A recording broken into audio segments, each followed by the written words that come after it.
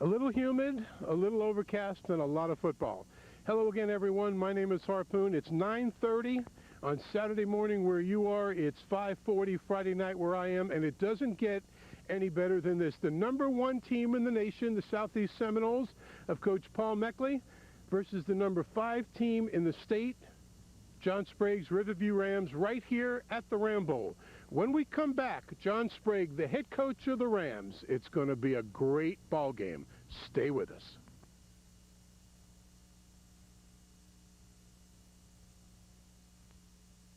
We are off and running in a big game. The winner of this one goes to the playoffs. The loser goes home.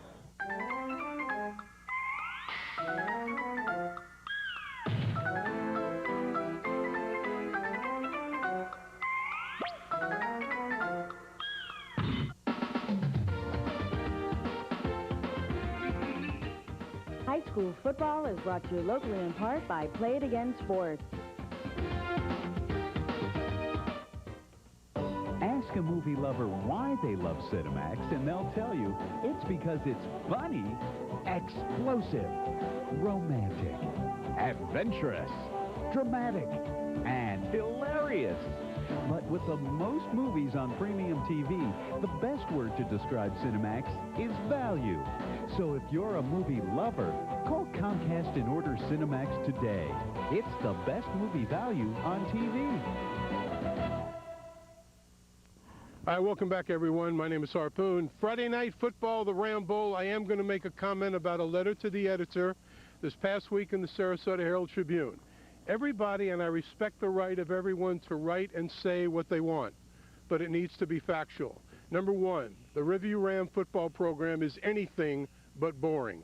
Number two, attendance is not dropping. Attendance is higher than it's ever been since John Sprague has been here as head football coach. Number three, when they did throw for 250 yards, as the letter to the editor had said, Timmy Alexander threw that against Apopka. Apopka threw the ball twice that night. Rams get beat 48-45. Throwing or running, it's up to the coach. It's his offense, it's his defense. John Sprague has had unparalleled success here at Riverview High School. And then the other point I must tell you about having great players each year. In 1990, I was on the sideline at Fort Walton Beach, at Daytona against Fort Walton Beach, Choctawhatchee or Choctawhatchee, and it was the finals of the state. That year, the Rams only had one, count 'em, one Division I prospect, Division I signee, if you will, Luke Bensi. I was very taken aback by the article, the letter to the editor. I respect the right of the person who wrote it, but let's get factual. This is the envy program of many people around the state. John Sprague does an outstanding job. I have been to their practices. Boring? Absolutely not. You have to be smart to play Ram football. My guest, John Sprague, head coach of the Rams, and first of all, this is the reason you coach. You're playing against the #1 team in the nation. Oh, yeah, it's real exciting. You know, and Paul, deservedly so. They're on a 17-game winning streak. They were 50-0 last year.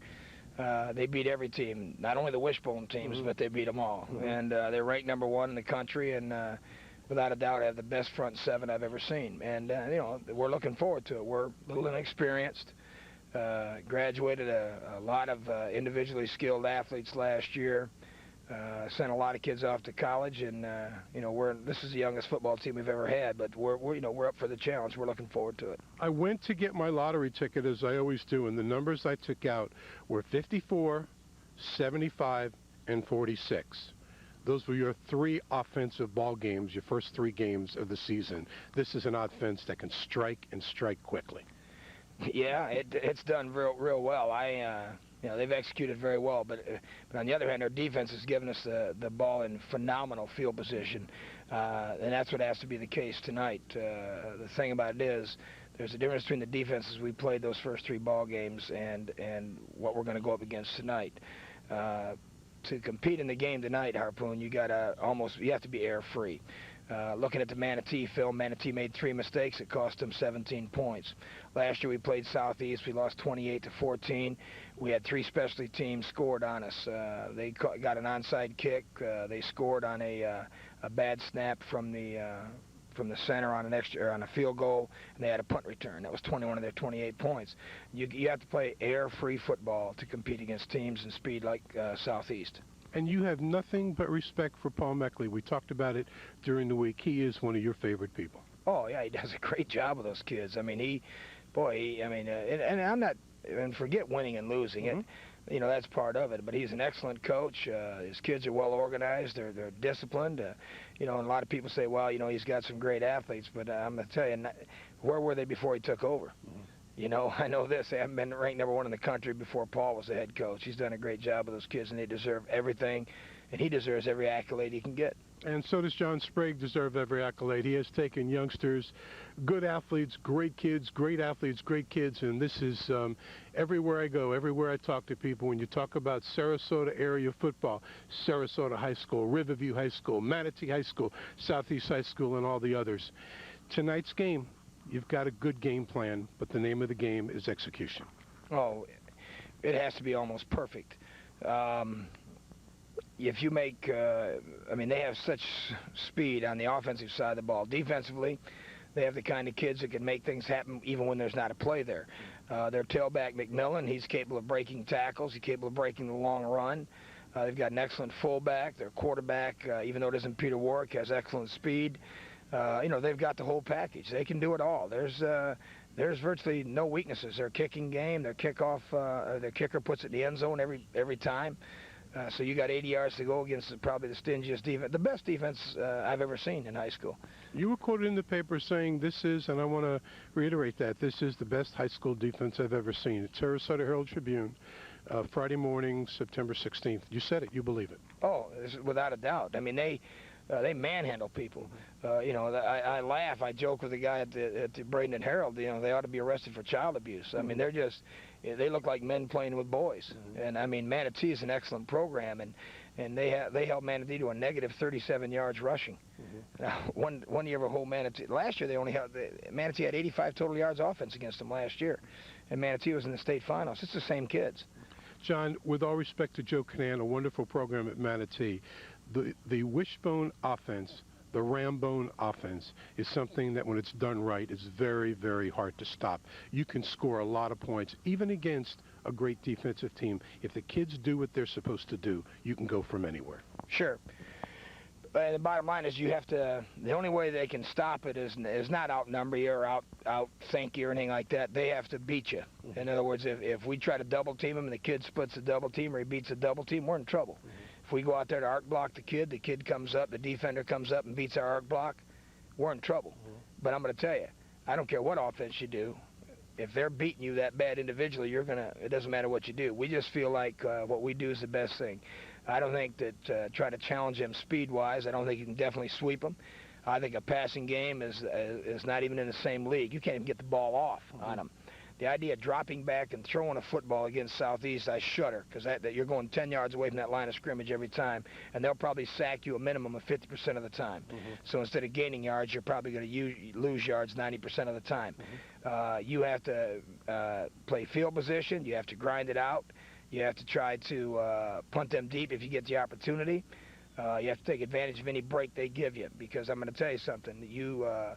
The idea is to go in there, no turnovers, no lost yards, and make them honor all facets of the triple option, and sooner or later you'll get some yardage. You have always said that great backs have one thing in common. They have great offensive line blocking. You have one of the finest offensive line coaches in America, and I will go out on a limb and say it, Ned Ashton does a wonderful job. Can you beat them up front against their 7 defense? We'll find out tonight. We're starting 2 sophomores on that offensive line. They've done a great job, but these are different kind of kids they're blocking. And yeah, Ned he's the best one I've ever been around. Phenomenal job year in and year out. We have one of the better offensive lines that I see on film. And it's going to be that kind of demanding. But once again, this is one of the better defensive fronts. And it's going to be a struggle, but we're looking forward to it. How many points do you feel you have to score tonight to win the ballgame? 21. 21 points, and you can hold them defensively. If you don't give them anything. We've had so many close games with them, 18-17, 22-21 in overtime, 24-22. I don't think very rarely was there 2 touchdowns separating. The vast majority were, 5 to 7 point wins. I think there was one blowout one year and one another year, but I say blowout, it wasn't even that much of a blowout. These have always been hard fought, well played, tough football games. And we've come on the short end of it the last 7 years, but I think out of that 7, 5 of them were decided by 2 or less points. So it's pretty exciting. And one year we lost them. I think it was 18 to 20, and if we just make our extra points, we win. Mm-hmm. But that's how you have to play perfect football to beat them. As I look over my shoulder, I see Section B right underneath the press box. The Century Club has bought more tickets. You have sold more tickets. Your attendance is higher than ever before since you've been here. How much is this home field advantage worth to you tonight? I'm glad we're not at Southeast. We played there last year. That's enough. I'd much rather play it here. I don't know if that's going to have anything to do with the outcome of the game, but we're at home, and you're right. We have good fan support. I tell you, getting back to that letter, I laughed so hard when I read that letter. We have an 84-page football program, the largest we've ever had, the best we've ever had. Our Boosters Club is extremely active. Our fan support, when we're on away trips, the vast majority of the time we'll have more fans than the home team. Every time we play in Tampa, we bring more. Every time we play in Pinellas Park, we bring more. We have a good following off the road. Our Kilty band. I don't know. Anybody that knows that, anybody that goes to any of our games know. We have to average 6,000 to 7,000 on the worst nights. Mm-hmm. So, we're used to playing in front of good crowds. And we talked about the passing game. I think I was accurate when the letter had said about Timmy Alexander's 250 yards. You lost that game to Apopka, who only threw twice and ran the wishbone. And then in 1990, Luke Bency was your only Division I signee, and that's when you're in Daytona Beach in the dance. You were at the dance, the final game. And we were the only team unranked. Unranked, that's right. Unranked. I knew there was something. Yeah, we're the only team unranked. We weren't even ranked in the top 10, and we're in the state finals. And it's funny, we've never claimed we're good. The author of the letter, we're not claiming we're number 4 in the state. We're just playing football. Mm-hmm. And I know one thing, I haven't had a phone call in years to schedule a game, so evidently we must be doing something right. Mm-hmm. And I'm proud of the kind of program we have, and I'm real proud of these kids. Whether we win or lose ball games, that's part of it. But we've won our share, for crying out loud. When we went to the Wishbone in 1983, we're averaging 8.7 wins a year. And, been in the playoffs 6 times, been in the state championship twice. And, yeah, we did not win the state championship twice. But I'm going to tell you, the idea of winning big games, we had to win 3 big games to get there. You were in the Orange Bowl with us in 1990. We didn't have a kid that could have played with Miami Senior High. We didn't have a kid that would have started for him and beat them. And, the point is not, this year we're experience-wise, we're down a little bit. We got a lot of sophomores, but, I didn't cry. That's what we got, and I haven't asked for, I haven't asked to be ranked. I'm not telling anybody we're bad or good or anything like that. We're just playing ball, and if you beat us, you beat us. I wish you the best of luck. I know Paul Meckley's coming on the second half of the show, and I will make a comment, and Tori, if you can get both of us now, I'd appreciate it. Tori Spears, an intern at Comcast Cable from Booker High School. Wonderful to have him here. My mother, when I was a little boy, once said something to me. She said, I have to laugh, because if I don't laugh, I'm going to cry. John Sprague can tell you, and I love this man, he's one of my dearest friends.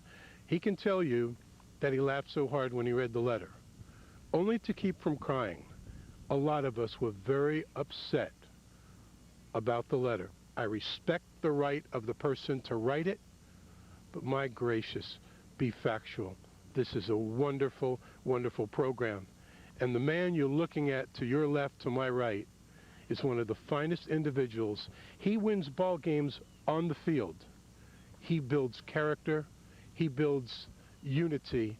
He builds it all off the field. If you people knew what he did for the youngsters in this community, black and white, you'd say, my gracious, I didn't know he did all those things.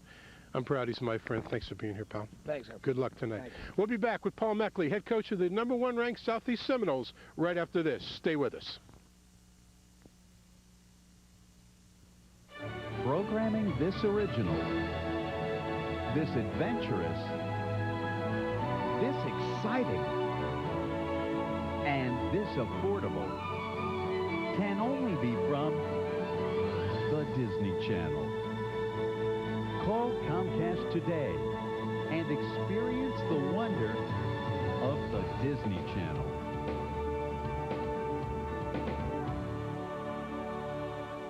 We are off and running in a big game. The winner of this one goes to the playoffs. The loser goes home.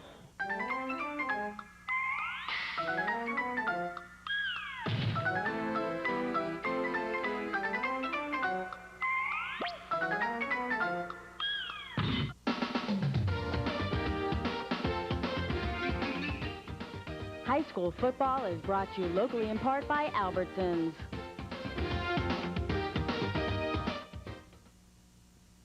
All right, let's get right to it. I told you we would have the #1 high school football team in America. They are on the field. I'll tell you what, Tori, if you can, you might want to, people see it during the night, you might want to turn the camera just a little bit as they're walking off the field. They kind of went through a little pregame walk around the field, or we can check with them later. Ladies and gentlemen, it's my pleasure to present to you a young man I've known for a lot of years, a fine football coach. He is not nearly the football coach, he is the human being. Everything that Southeast Seminoles have attained is just a reflection of his personality. He does a wonderful job. Paul Meckley, Southeast Seminoles, #1 team in America. Welcome to the show, my friend. Thank you very much, Harpoon. Always good to see you. What is it like? So many times you see football players on the sideline. We're #1. People yelling, we're #1. What is it really like to be not only one in the state, one in the nation? Well, I guess I'm to the point where I still tell the kids, don't brag about that. Don't raise your hand as though you're #1, because we got a long season ahead of us. That's where you want to be. #1 is at the end of the season. But it's filled with a lot of different things that happen to our school and happen to our football team. A lot of things that our kids don't even know about yet that are in the works, but it also puts an awful lot of pressure on the kids, and puts a little more pressure on the coaching staff too to perform up to that level and that expectation, because I think it's a big responsibility. If somebody thinks you are supposed to be there, then, well, let's go ahead and let's see if we can't be that good and can't perform up to that level, and that's what we're trying to do each and every week and each and every day at practice. I want people who have never met you before to find out a little bit about you. We won't go back to the elementary days, but let's talk about high school, let's talk about college, and then the coaching and the teaching. Take us back to the high school. I graduated from Port Washington, Wisconsin, and Port Washington High School, and after that, with great ideas of being able to play college football, realized that the God-given ability I had was not good enough to play at a Division I school like the University of Wisconsin, and had to serve some patience there and some time, and decided to attend the school that my parents had hoped I would go to, and that's Valparaiso University in Indiana. I attended that school and again worked with a great deal of patience on myself, and said, well, if I'm not good enough to play right now as a freshman, maybe as a sophomore, maybe as a junior, and I kind of stood in line as a freshman and got to play there finally as a sophomore, got in a couple games as a defensive back, had changed positions from a wide receiver, and then moved to the defensive side of the ball, and as a junior and a senior I started on defense for our team as a free safety. Coach DeLazer was a classmate of mine. He started as a freshman on that team, and we've become real good friends throughout the time that he's been with us.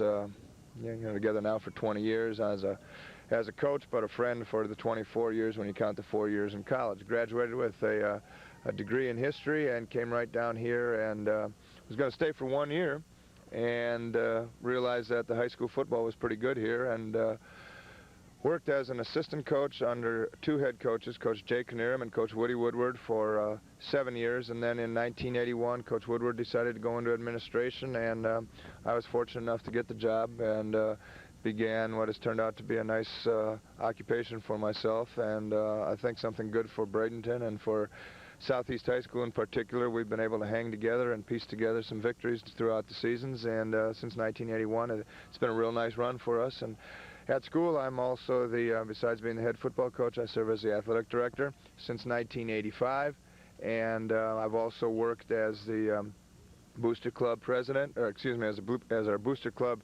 secretary, and then I also teach American history on the campus. And you also sell tickets to the volleyball games.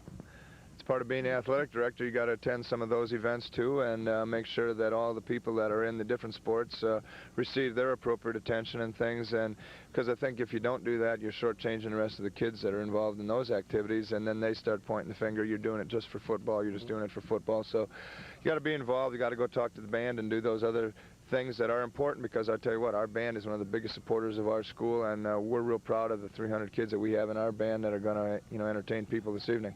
And you, every time I say volleyball, it can be any sport, they come to you. You sell tickets right out of your office, athletic director. I don't want to run out of time. We have time, but I don't want to run out of time. Behind every successful man, there's a woman supporting. Barbara Meckley is one of the nicest people you and I both know. Let's talk about her.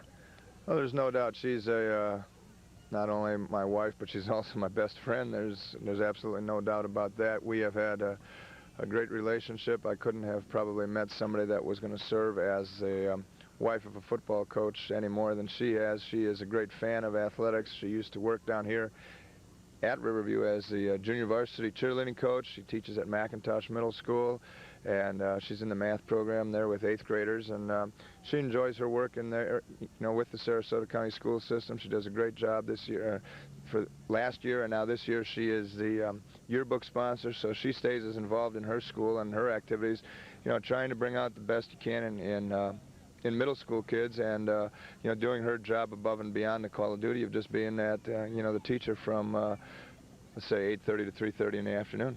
She's very, very dedicated, as you are. Being the #1 team in the nation, you win a lot of big ball games. You've won 17 in a row now, 15-0 last year. I want to go back. The first time you ever beat Manatee High School when you were the head coach. Talk about the game and then what happened after the game. The bus trip that you're smiling, share it with us.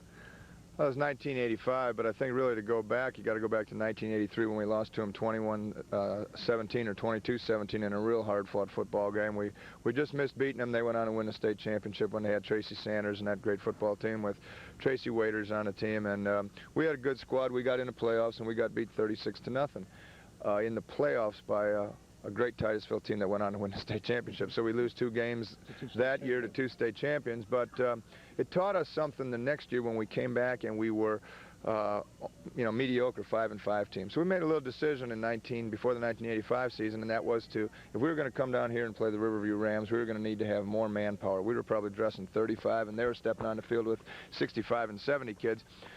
So we decided that we would dress more kids, bring up more sophomores, and try to two-platoon our system. Well, 1985 was the first shot at that, and we went over to Hawkins Stadium, and I believe they were ranked in the top 25 in the nation by USA Today at that time, another great football team by Joe Canan.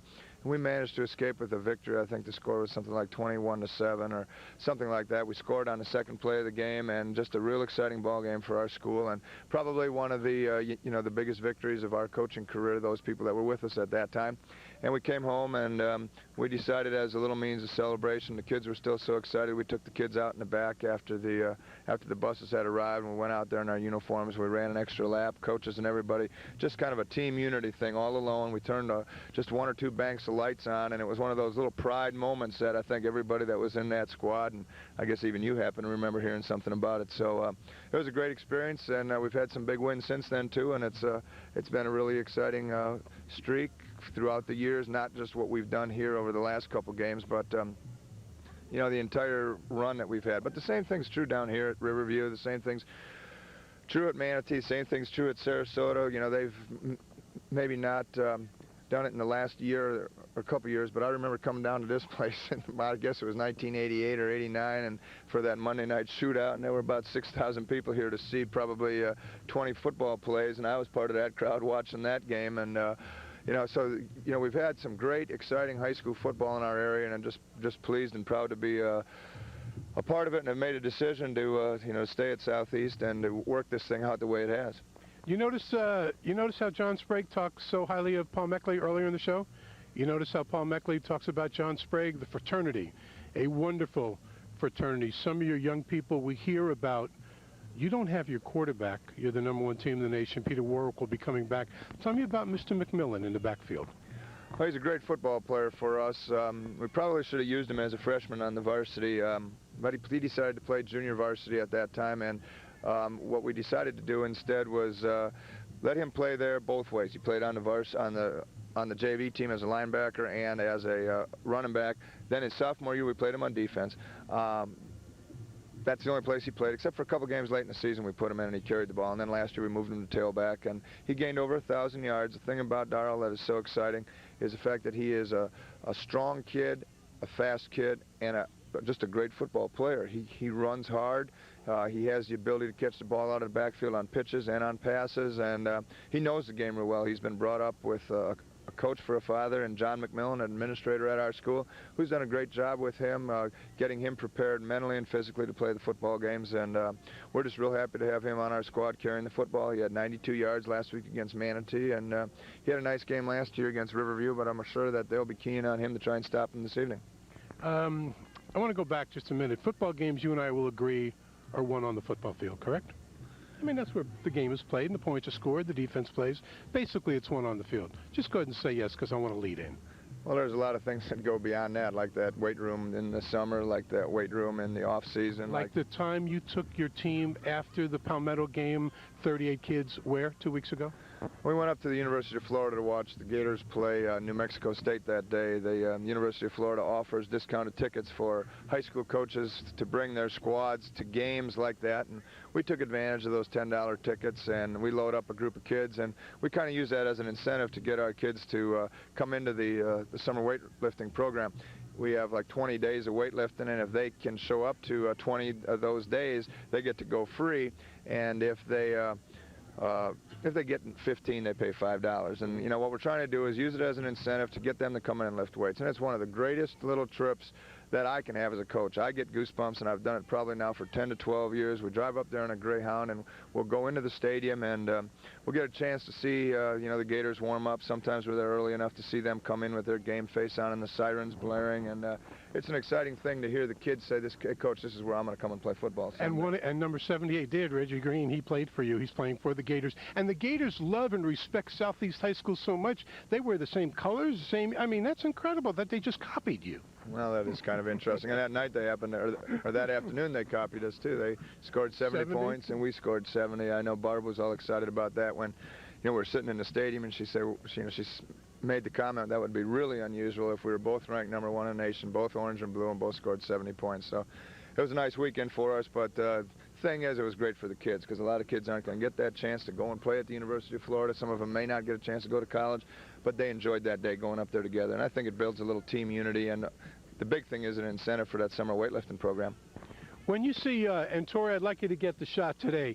Before the game starts, Paul Meckley will be holding hands with every one of his players. They will have a line, and the hands will be up, the helmets will be up. It's kind of unity in the community being Southeast High School. 1 minute. What does being #1, what does a success, I know you always share the wealth, what does it mean to you personally? Well, you know, like I said before to everybody else, there's a lot of people that have gone into this, and it's not just Paul Meckley, and, you know, I just happen to be a guy maybe telling a couple people, or maybe not even telling people, but maybe asking other people for advice on our coaching staff, asking other administrators advice, taking their suggestions and say, all right, let's do it this way, let's go here, let's try this, let's try that. And it's something that has worked, and we've had great athletes that have come in and taken some of those suggestions and taken it to another level. I know that Channel 40 is waiting for you to do theirs. Thanks for being here, my friend. And friend to friend, I am so happy for you, the individual. Well, thank you very much. I hope it's an exciting football game again this evening. Riverview has a great football program. We've had some great hard-hitting football games, and I'm sure this one will be the same, because that's the way Coach Sprague plays it. They're just going to bring the football and play ball on Friday night. And of course, when Paul Meckley, and we can go on and on and on, but this is, without a doubt, the #1 high school defensive team in America. We're going to catch Paul when he comes back to Sarasota County for some of his games on the pregame show on Coach's Corner. We'll talk about that. Tori, do me a favor. Take it off me, zero in right here on Coach Meckley, if you would. Ladies and gentlemen, you are looking at one of the finest human beings ever to work with young people. It's a pleasure for him to be my friend. It's a pleasure for John Sprague to be my friend. Let me tell you, he's a great football coach. I said at the top, not nearly the football coach. He is the person. What a great individual. Let's go. Kickoff, Southeast Riverview. Enjoy the ball game. Did you know that Played Again Sports will buy your used golf equipment, inline skating equipment, baseball and softball equipment, exercise equipment, water ski equipment? Not too interested in Hoover ball equipment, but pretty much all kinds of equipment. And not only will they buy, but they sell used and new golf equipment, inline skating equipment, baseball equipment. Nope, not this equipment. Weightlifting equipment, street hockey equipment, tennis equipment. pretty much all kinds of equipment. All my life was a paper, once plain, pure and white, till you moved with your brush and with your special touch made the colors just right. And you decorated my life. Classic Paint and Wallpaper, here to help you get the job done right the first time.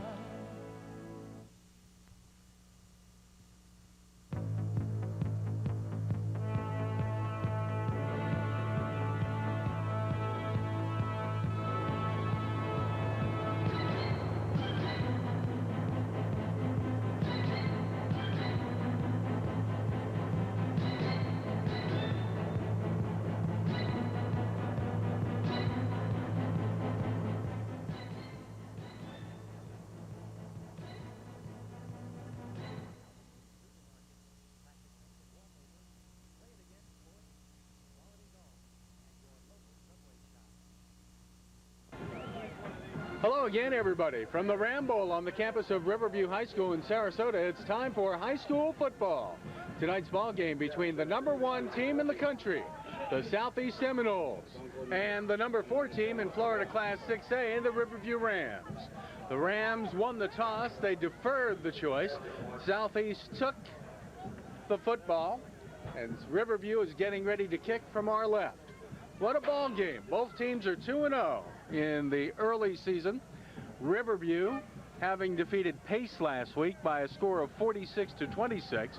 Southeast beating Manatee High School by a score of 17-6 for their third consecutive victory over the Hurricanes.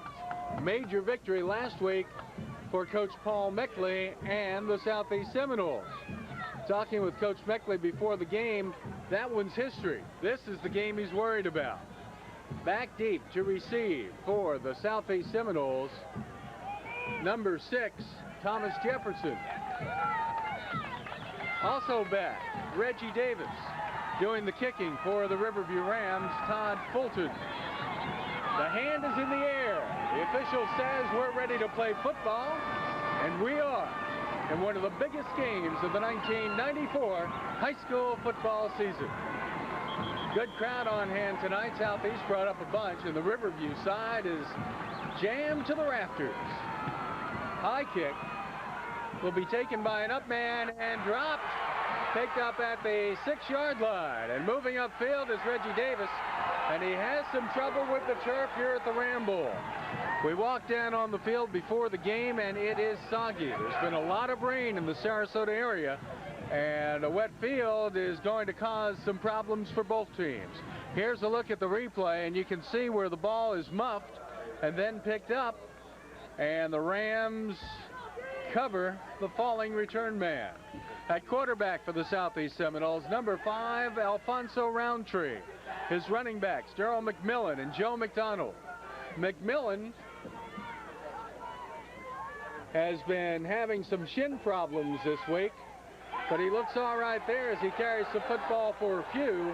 He is wrapped up by about 3 Riverview Rams, led by Travis Mullet. Travis Mullet, a sophomore linebacker.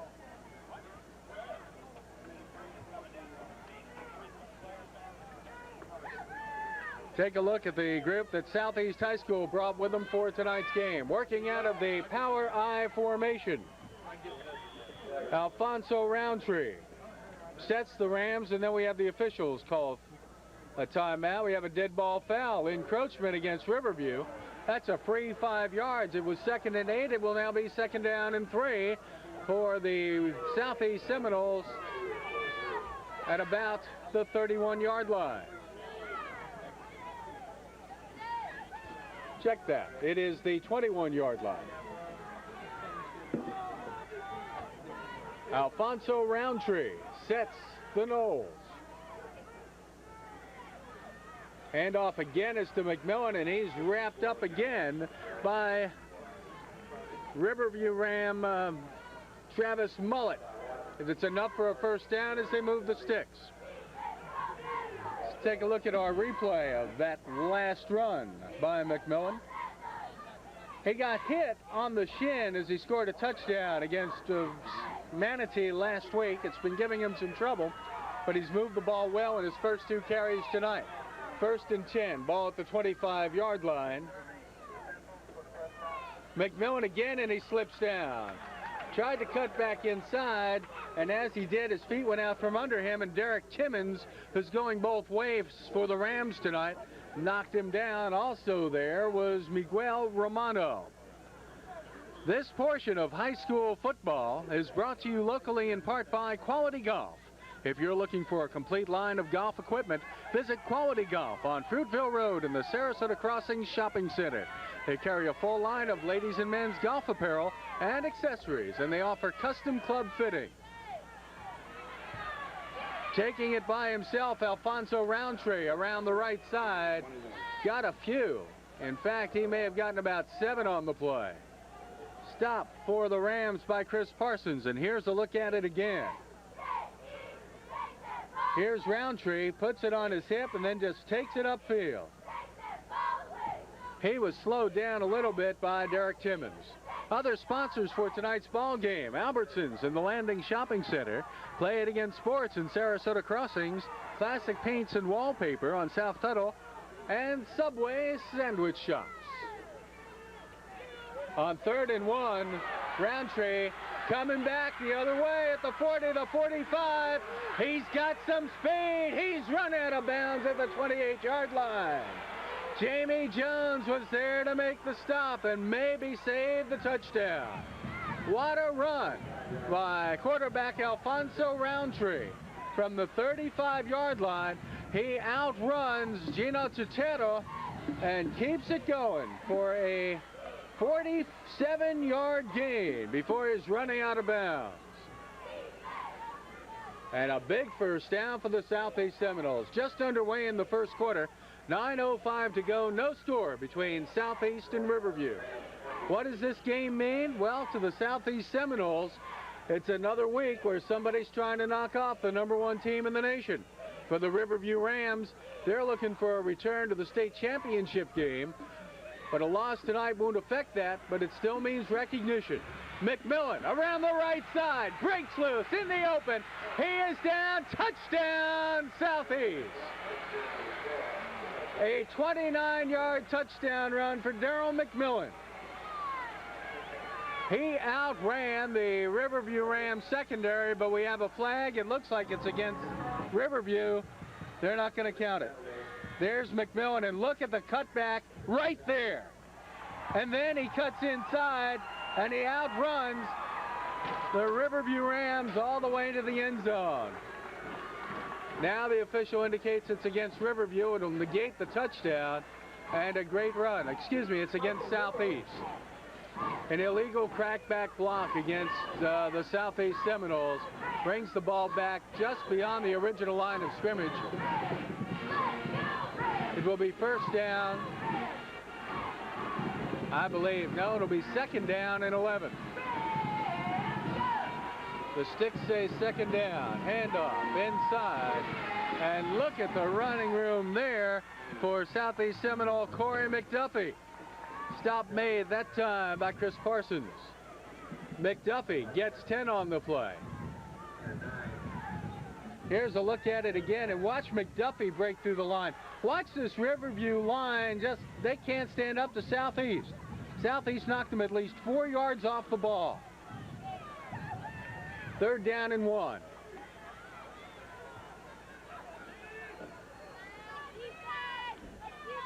The Noles are set. Once again, McDuffie turns the corner and couldn't get around him.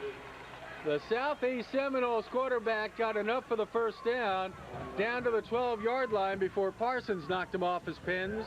And it's a first down for the Southeast Seminoles after a nice run of about 7 yards.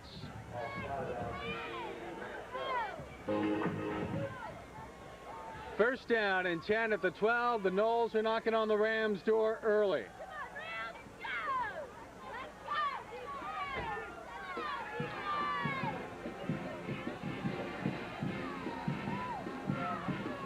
Everybody is in tight with the power I formation for the Noles. Roundtree, the quarterback. And the ball is loose, and the Rams have recovered. Who picked up the football for the Riverview Rams? The man on the bottom of the pile coming up with the football was Miguel Romano. Take a look at the replay. There's the pitch back to McMillan. McMillan is hit and the ball is stripped. And coming up with the football was Romano. 1st and 10 for Riverview at the 10. Their own 10. Greg Hill, the quarterback, has an I formation in the backfield. First man through and lots of running room there. There goes Disco Mills down to the 50-yard line. A 40-yard run for James Disco Mills. And the Rams fans are on their feet. Now look at the offensive line work for Riverview. Mills is through, and there he goes, and everybody's chasing him. Down to the 50. And a good effort by the Southeast secondary. And Greg Hill at quarterback at the 49, and the ball's on the ground. I don't think he got it. Let's see, wait a minute. Southeast came up with the football.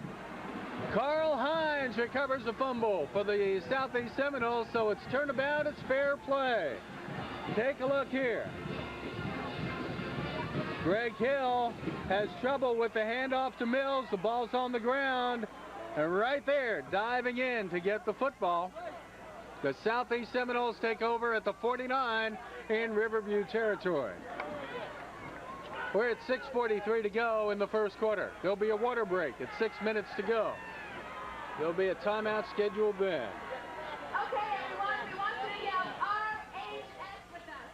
Are you ready? Alfonso Roundtree sets the Noles. 2 wide receivers on the right side. Handoff inside and nowhere to go that time for McMillan. Check that. It was McDonald. The M&M boys in the middle for the Noles. And a little slow getting up for the Southeast Seminoles is one of the offensive linemen. I believe it was Travis Jones. 2nd down and 10.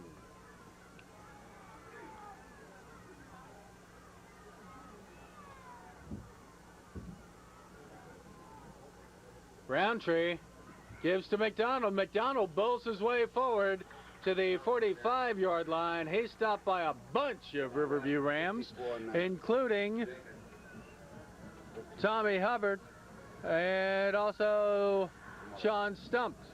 There's a timeout on the field with 5:45 to go in the first quarter. We've got no score.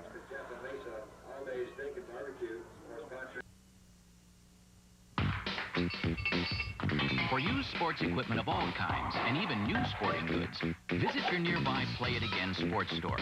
Our equipment may be used, but it's not used up. Play It Again Sports. Look for us in the Sarasota Crossing Shopping Center, just a half a mile west of I-75 on Fruitville Road. You can't miss us. Play It Again Sports, Sarasota Crossing Shopping Center. All my life was a paper, once plain, pure and white, till you moved with your brush and with your special touch made the colors just right. And you decorated my life. Classic Paint and Wallpaper, here to help you get the job done right the first time. 3rd down and 6 for the Southeast Seminoles. They're at the Riverview Ram 45-yard line. No score inside of 6 minutes to go first quarter. Pass right side is incomplete. Intended on the far side for Ted Bryant. Bryant couldn't get his fingers around the football. It'll be 4th down. Back deep to receive for the Riverview Rams on the punt team. China Smith is the up man. Going back deep is Derek Timmons. Doing the kicking for the Southeast Seminoles, Danny Boyd.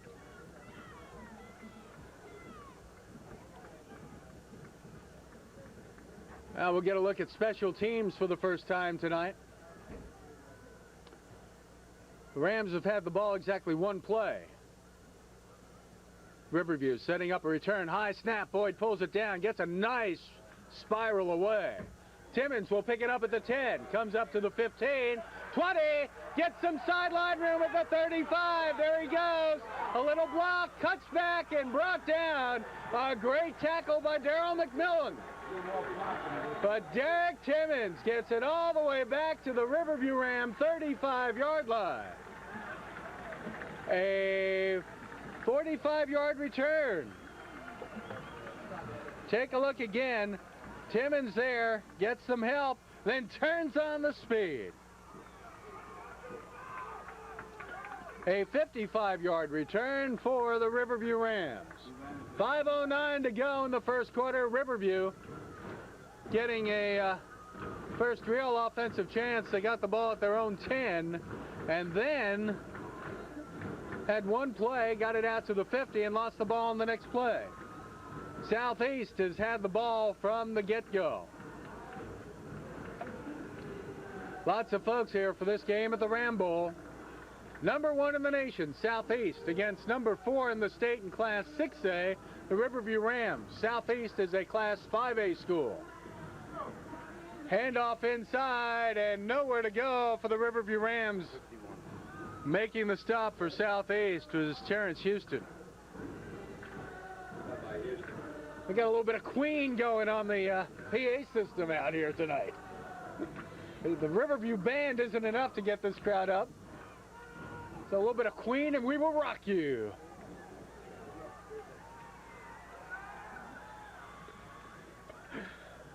Greg Hill sets the Rams and we get a whistle. In the slot, Danny Myrick in the backfield. Carlton Boyce, we've got a call against Southeast on 2nd and 8. They'll move the ball down to the 29-yard line. Dead ball foul encroachment Southeast. It'll be 2nd down and 4 for Riverview. Wide receiver to the near side for Riverview is Charles Mills. And a little bit of running room for quarterback Greg Hill, who faked into the line, then took it up maybe close to the first down. Take a look at the way the field is already, folks. It was green before the start of the game. Here's the replay now of Hill. The fake inside, takes it up the corner, and he's wrestled down by 3 Southeast Seminoles at the 27. It'll be 3rd and 2 there. Timmons wide to the left along with China Smith in the backfield. It is Carlton Boyce and Danny Myrick. Hill has it himself, takes it upfield, and has enough for the first down at the 23.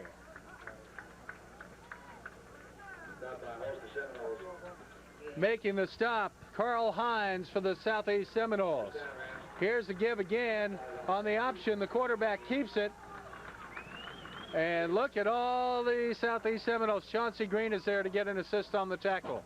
1st and 10 for the Rams at the 22-yard line. Greg Hill sets the Rams, and we've got some motion again. And let's see whether they were drawn offside or whether Southeast jumped. Encroachment, the call again, and it's another 5 free yards for Riverview. We want to thank the folks at Subway Sandwiches for the pregame meal tonight. They brought another one of those 6-foot subs to the game, and I want to tell you, folks, it was delicious. And it was gone in about 10 minutes. Handoff inside, doing the running for the Rams is Carlton Boyce, and maybe he got 2. That Southeast Seminole defensive front is stout. They are there quickly. Cornerback Shed Stevens comes up to make the stop. He got a yard. It'll be 2nd down and 4.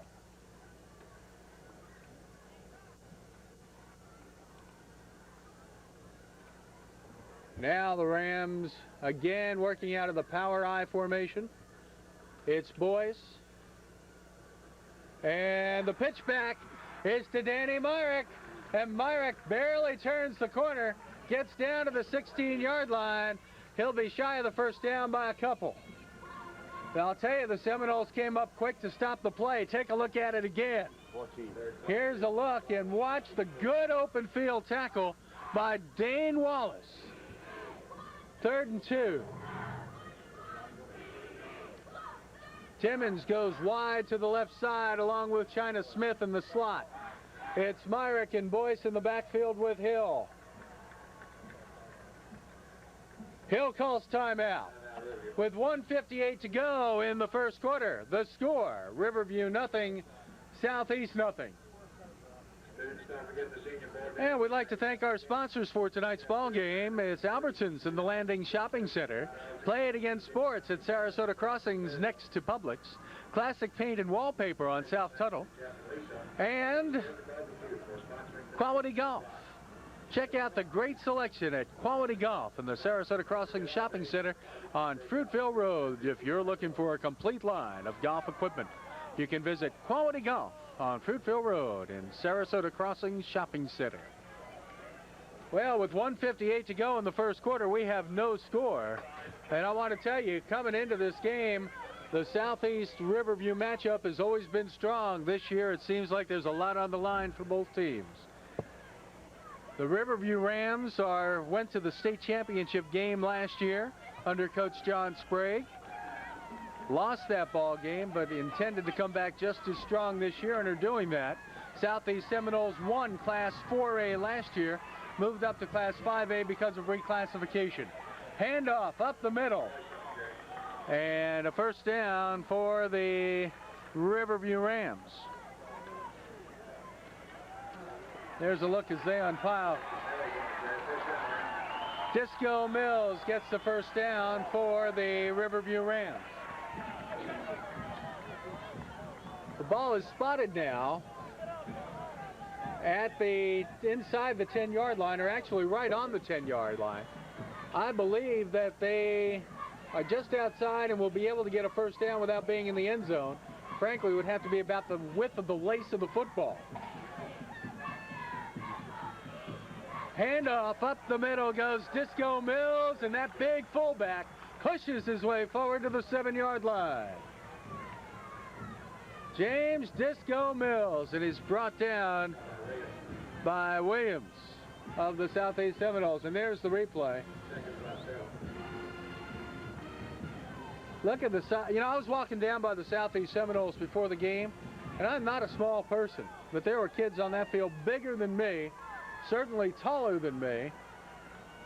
High school football has gotten big, and big time. Run up the right side of the line, and enough to get down to the 3-yard line. Once again, it's Disco Mills. It is 3rd and 3 as you look at the replay. Here's the setup.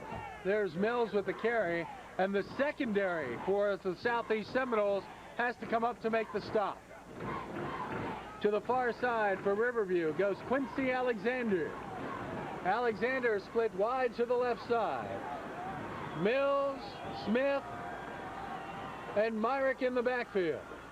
On 3rd and 3, Mills gets the call. Did he make it? I don't think so. May have dropped the football with the pileup.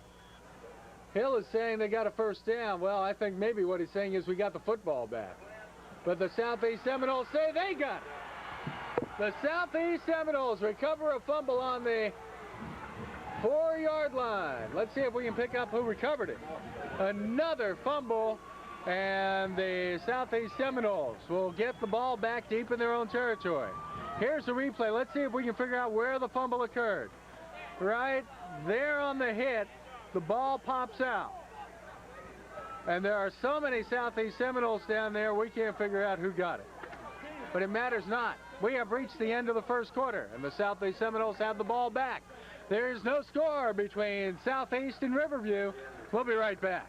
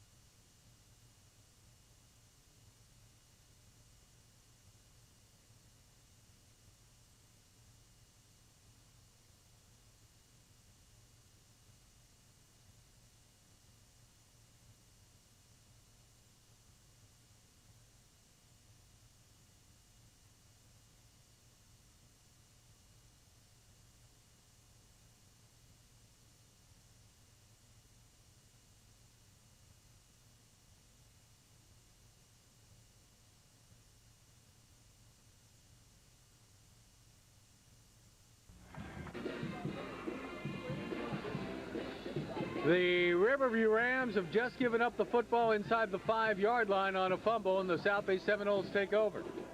There's a look at the Kilty Band. This year they're headed to the Fiesta Bowl for New Year's Day. Somebody needs to correct the scoreboard clock. It shows 10 minutes. They play 12 in high school. There's a Riverview Ram of the highest order. Have a look at that dance routine. Look out, Philly Fanatic. Philly Fanatic is in retirement for the season, come to think of it. Now it looks like we're ready to play football. No score. What a great first quarter we've had.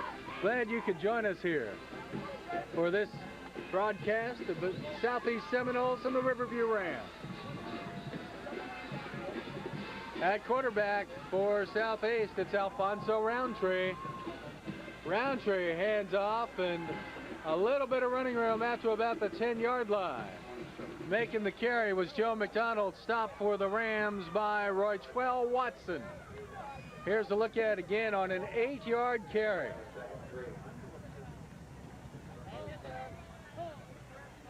Ball is at the 10. It'll be second down and a short 3 for the Southeast Seminoles.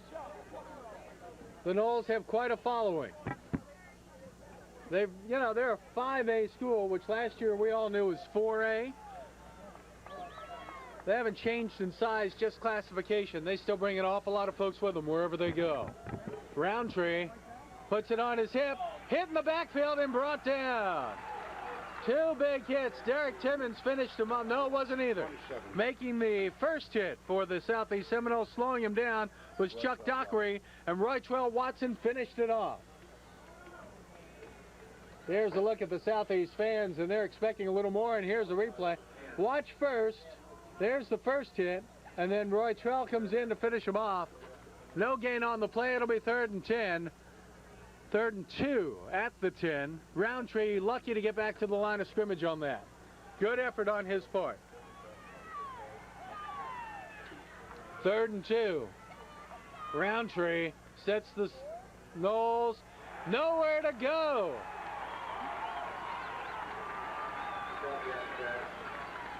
Corey McDuffie ran into the Riverview Ram front line, lost a yard.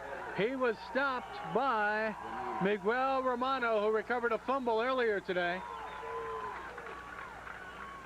And the Southeast punt team has to come on 4th and 3. Back deep is Derek Timmons. Doing the kicking, Danny Boyd. He is the man on the punt snap.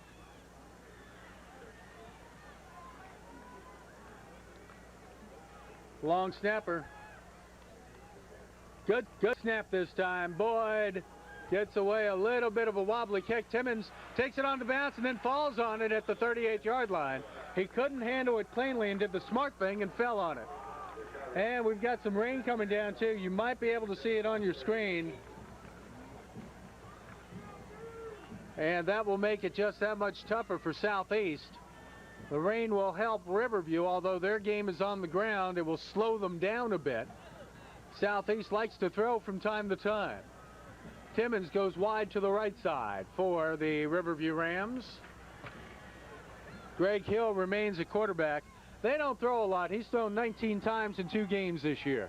Completed 4. Has 1 interception. Hill. Hands off and going up the middle, Danny Myrick. Myrick is wide open. Danny Myrick, touchdown! And it is a 38-yard touchdown run if it holds up. A 38-yard touchdown run for Danny Myrick. And the Riverview Rams take over on this run right here. Watch the replay. Danny Myrick has a big hole, and there he goes. He uses the referee for a shield and heads upfield. And there is a Riverview Ram down at about the line of scrimmage.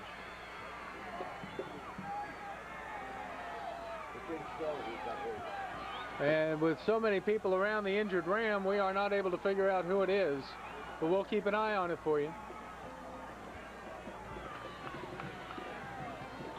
The rain may be letting up just a little bit. There may be showers going through the area tonight. But this field is already wet from 3 nights of rain out here at the Ram Bowl. There's a look at the injured player. We'll be back. Let you know what happens with the injury, and we'll see the try for point right after this.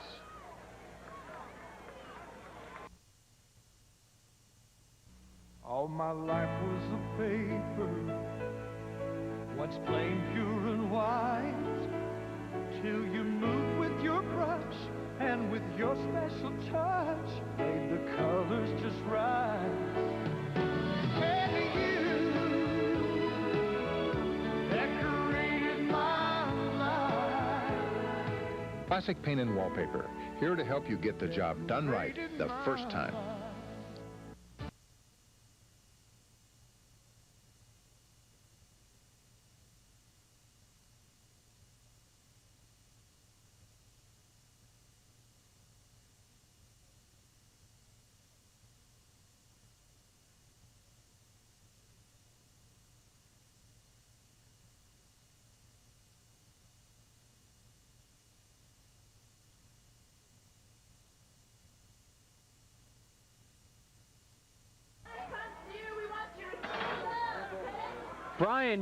Ben Garrison was the injured player. Ben Garrison comes off with some help.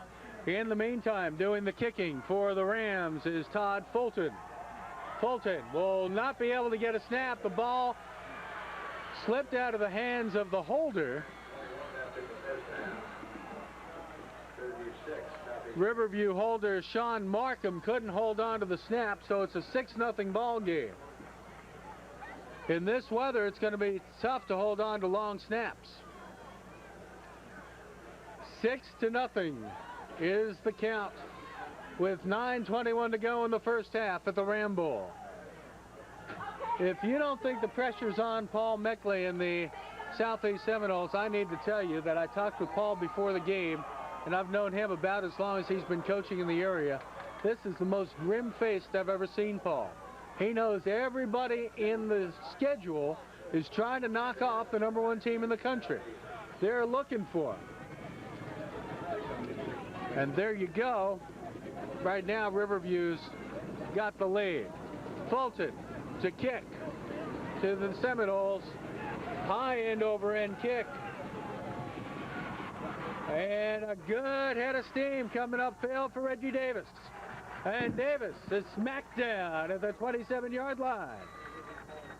Good return, but he ran into a few maroon jerseys. Southeast will have a first down at the 28-yard line. Alfonso Roundtree doesn't throw a whole lot either. Through 2 games this year, he's thrown 15 times with 4 completions, 1 interception. He's only thrown for 111 yards. Expect the Noles to keep the ball on the ground most of the night. When you only average 7.5 passes a game and you're running about 40 plays, it tells you what the balance is. Roundtree fakes the pitch. Gives to the first man through, Corey McDuffie. McDuffie across the 50 to the 48-yard line. Tackled in front of his bench, and there's a flag.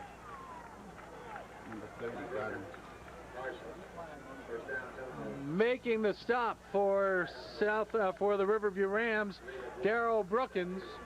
Also in on the play was Mundry and Long. And it's going back. The flag says it's against Southeast. Here's the replay. Here's the replay, and what a great run, and it's coming back. Yeah, but see a flip. Right there at the end of the play was where the illegal block was, and it actually was it really was unnecessary. He didn't need to make the hit, and look at the rain coming down now.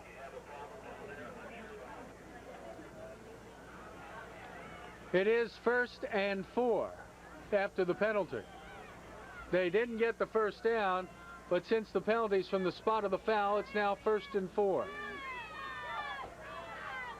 Roundtree hands off, and Darrell McMillan fumbles the football, but I think he recovered it. May have been blown down. Probably got the first down. The officials are going to give him the first down and the football. Good run that time. 43.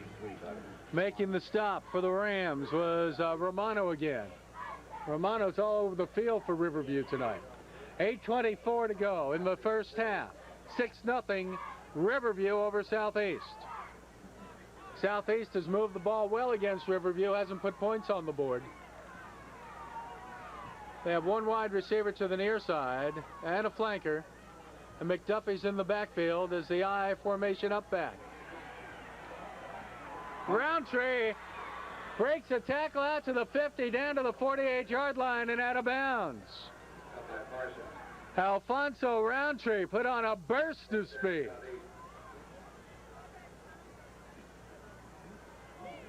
No,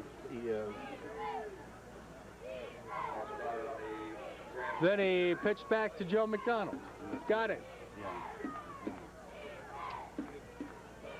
First and 10.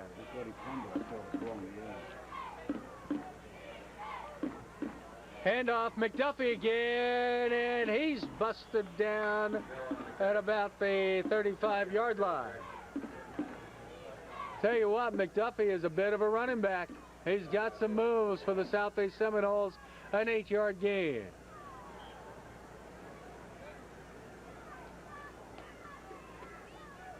And the rain continues to come down in torrents, which is somewhere south of Los Angeles, I think.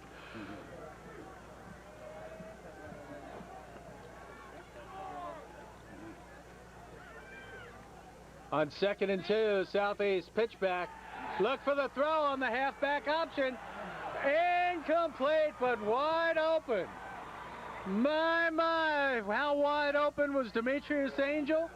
Let me tell you, folks, Demetrius Angel could have stopped, waited, dealt out a hand of poker, and still not had anybody catch up to him.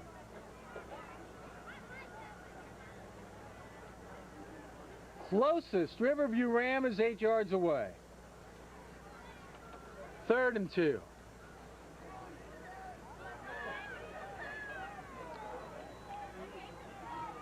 Third and 2. Roundtree sets, gives McDuffie first man through. He gets there. He's brought down by Gino Tutera. No, they're going to say his knee touched. He bounced forward. Do we get... boy, it sure looked like he busted through the line. The officials spot it back at the 40-yard line. It'll be 4th and 1. And Southeast is going for it on 4th and 1, and there's a timeout called by the Riverview Rams. Couldn't get the right team on the field, so they called the timeout. It's 6-0 Riverview with 6:23 to go in the second quarter. Let's take a look at that play real quick and see how it worked out. It looked like McDuffie got the handoff. He did. And he's down there. Okay. There it is. Good play. Okay, well, we have a second. The principal of Riverview High has come by. Kevin Flynn, congratulations. First year. How's it going? Thank you very much. It's very exciting, to tell you the truth. Thought we knew everything that we needed to do to run a school, and I'm discovering every day that there's still more to learn. Aren't you the first graduate of Riverview High to come back and be principal? Well, I'm not a graduate of Riverview High. I was a graduate of Cardinal Mooney. No wonder I liked him. But I did my internship, my student teaching here at Riverview High School in 1967, and I've been here ever since. And they loved you. The man who hired you is about 2 seats over away, and I know he's proud of you, too. That's Ed Brown. Congratulations. Glad to have you aboard. Thank you. 4th down and 1 for the Southeast Seminoles. And Riverview gets flagged for encroachment on 4th and 1. Let's take a look. We're going to replay that the Rams lined up in the neutral zone. 1st and 10. Ball at the 35-yard line. Roundtree pitches back, and oh my, a little slip in the backfield because of the turf.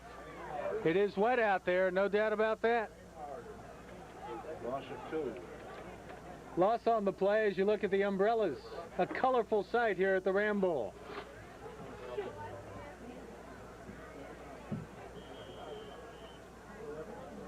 Now the officials call the timeout for the water break. We'll be back with more of tonight's game between Southeast and Riverview right after this.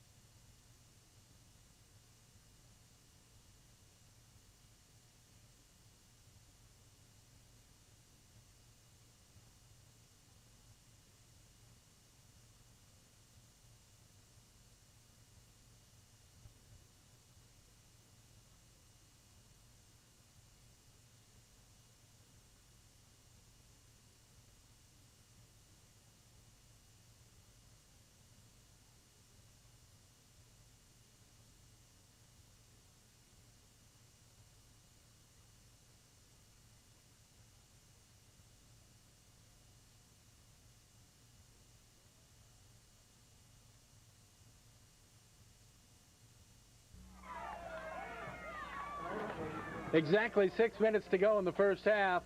Southeast trails 6-0 to the Riverview Rams, but they have the football. Second down and 12 at the 37-yard line on a rain-soaked, rainy night. McDuffie gets back to the original line of scrimmage. He gained 2. And what a good tackle that time by Riverview Ram Darrell Brookins. Brookins came up hard to make the stop along with Pat Robinson. Here's the replay. There's to give to McDuffie inside, and there's the hit. Third down and 10 for Southeast. These two teams were playing the same weekend, the last weekend of the season, just a year ago. And here goes Roundtree. He went back, and now he slips down and finally caught by the Riverview Rams. The Roundtree took a hit. Once again, the hit from Gino Tatera. Here's the replay. Does he get the first down? Not quite. He's short by 5. Okay, 4th and 5. I think Southeast is going to go for it. Send out wide receivers to the left. One man in the slot. One man outside. Roundtree sets down the nose. Fades, looks to throw, has a man open. It is complete. On the far side, the receiver was Chris Spencer, I believe. The numbers are starting to get muddy, folks. I'm going to tell you right now, the numbers are getting muddy on this field. It's tough to pick up some of them. Here's the replay again. And that receiver's wide open. Complete at the 22 and a first down for Southeast. They gamble on 4th down and win. 4:07 to go in the half. The rain continues to come down.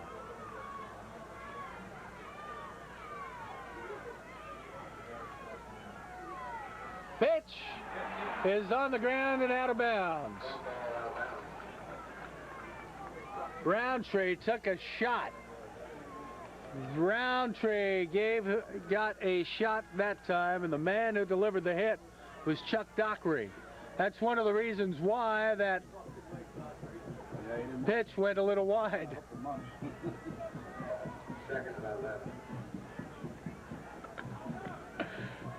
Dockery gave a little pep talk to Alfonso Roundtree while he was on the ground.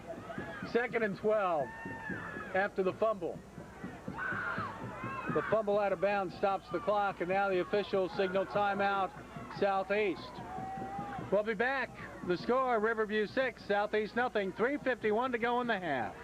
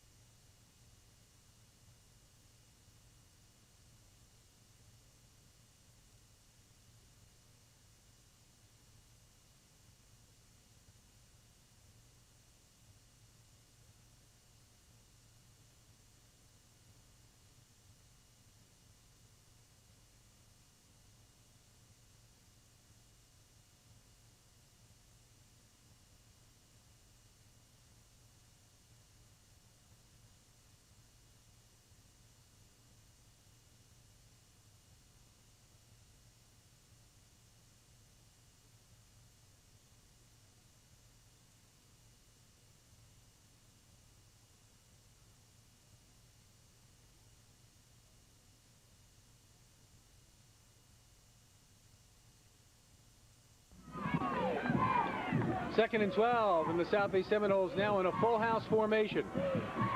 Handoff inside to Daryl McMillan, and McMillan maybe gets 3 coming back forward. Nice little bit of work by the Southeast Seminoles. Take a look at this, the direct snap to Roundtree, and then Roundtree hands off to McMillan right there. He gets across the 20-yard line down to the 19. Third down and 7 for the Southeast Seminoles. Roundtree trying to draw the Rams offside. Now he fades, looks to throw, can't plant the back foot. And the pass is almost intercepted but falls incomplete. If we get a replay of it, and I don't know if we will, Jamie Jones' coverage on the play was the man who almost had the interception.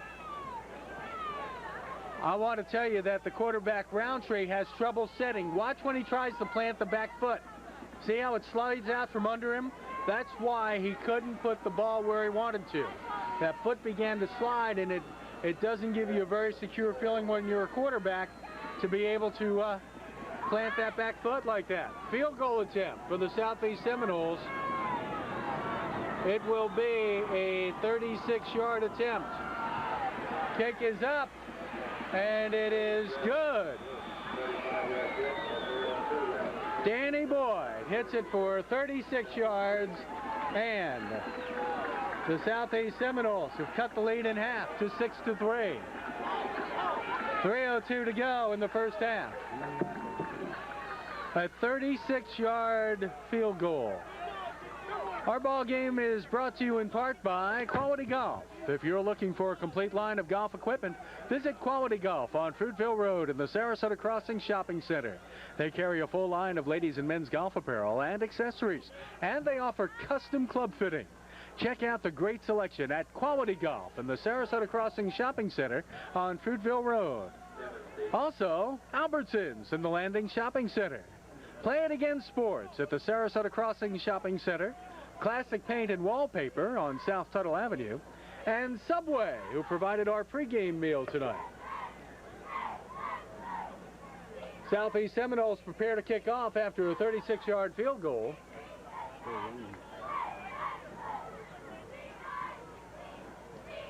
Danny Boyd hits his second field goal of the season and brings the Southeast Seminoles within 3. He prepares to kick off now, back deep. For the Rams is Derek Timmons. Timmons will watch it as it bounces out of bounds. And there's an automatic penalty on the play and an automatic spot of the football. Clock doesn't roll on the out-of-bounds kickoff. The clock doesn't begin until a member of one team or the other picks up the ball or touches the ball in an attempt to return it or recover it. And if you understood that, you now are qualified for a legislative seat in Tallahassee. They'll spot the ball at the 35-yard line. And coming in to quarterback the Riverview Rams, Greg Hill. The penalty is called the illegal procedure. The penalty is refused, and the Rams get the ball at the 35-yard line. The alternative for the Rams is to push Southeast 5 yards further back for the kickoff and re-kick the ball. Rarely does that happen. Hill, hands off, and Myrick gets out maybe to the line of scrimmage and another yard after that. Making the stop for the Southeast Seminoles is Ryan Ronk, a 5'7", 160-pound wide receiver who's a senior. Head coach Paul Meckley. Been at Southeast a long time. So is John Sprague here at Riverview. Second down, call it 10 for the Riverview Rams. Greg Hill. Hands off, and this time no place to go for Disco Mills. Mills maybe got a yard before he got stopped by the entire front of the Southeast defensive line. Southeast Seminoles call a timeout on 3rd down and 9. I think they're trying to preserve the clock so that if they can keep Riverview from getting the first down here, they'll get the ball with about a minute and a half, minute 40 left on the clock, and maybe have a chance for a late drive in the first half.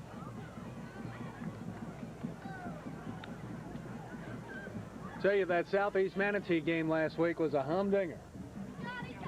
The Noles showed that once again they could claim the bragging rights of the big schools in Manatee County. One of the problems that the teams are having tonight is that the field is wet. If you look where they are standing now, it is one of the worst spots on the field. The grass is about torn away. There's mostly dirt, and you can see that the rain is still coming down.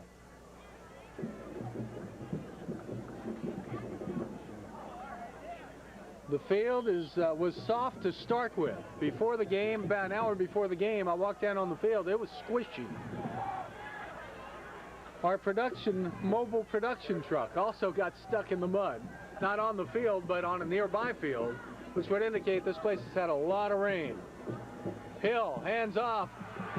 Is that China Smith? It is China Smith, and a first down and a flag. He didn't get a first down, he got 5 yards, but they got a flag on the play. China Smith carries for 5. Here's a dead ball foul, personal foul, Southeast. That'll give the Riverview Rams a first down. Here's the replay. China Smith gets the call. And boy, was he stood up. What a hit by Reggie Davis. And a first down. The ball is now spotted at the Southeast 44-yard line with 2 minutes to go in the half. No 2-minute warning in the high school football ranks, so they're going to keep playing.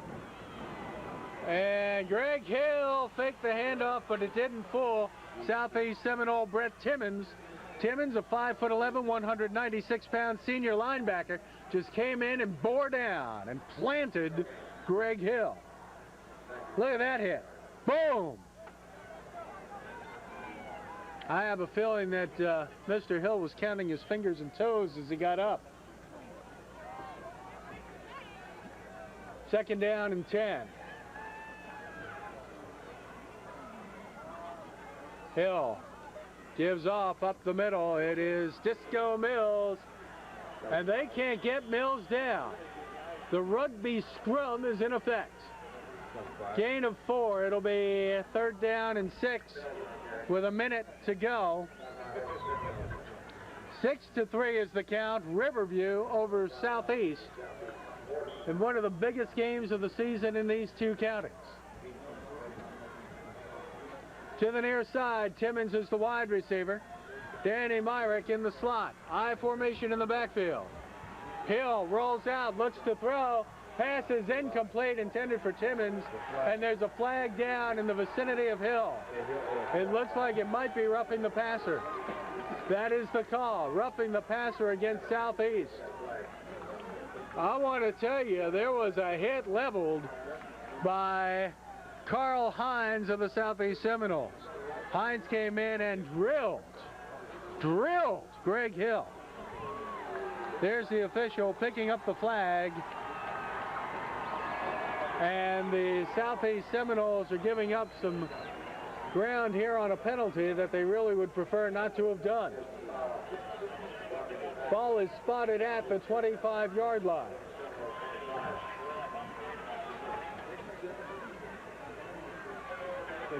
Here we go. Handoff, and once again, he dropped the football and didn't hold on. Recovery by the Southeast Seminoles. Disco Mills couldn't hold on to the football with 36 seconds to go in the half. And here's a look at it again. Disco Mills, let's see where the fumble occurs. It says he's hit. Right there, he lost the football. And coming up with it for the Southeast Seminoles, I think, was William Rosendale. 1st and 10 for Southeast.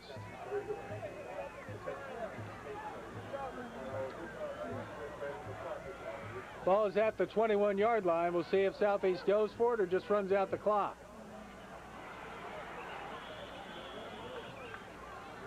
Lots of action down on the field. The official rolls the clock. Ball at the 26-yard line. Here's a look at the last play. And there he goes. We have reached the end of the first half with the score. Riverview 6, Southeast 3. Stand by for our halftime of music you'll enjoy. We'll be back with more right after this.